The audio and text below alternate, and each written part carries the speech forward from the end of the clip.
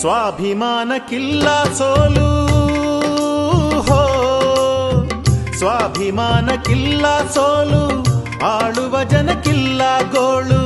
ಸ್ವಾಭಿಮಾನಕ್ಕಿಲ್ಲ ಸೋಲು, ಆಳುವ ಜನಕ್ಕಿಲ್ಲ ಗೋಳು.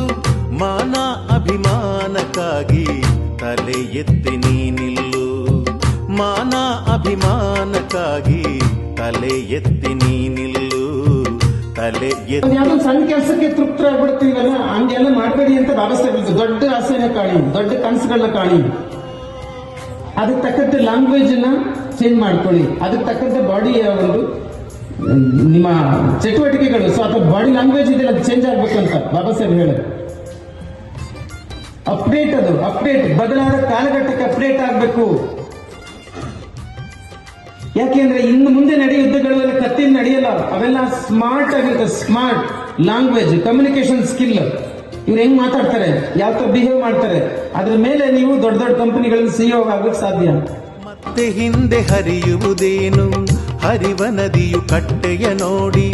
ಮತ್ತೆ ಹಿಂದೆ ಹರಿಯುವುದೇನು, ಹಾರು ಹಕ್ಕಿ ಬಲೆಯನ್ನು ಕಂಡು ಗೂಡಿನಲ್ಲೇ ಕೂರುವುದೇನು. ಹಾರು ಹಕ್ಕಿ ಬಲೆಯನ್ನು ಕಂಡು ಗೂಡಿನಲ್ಲೇ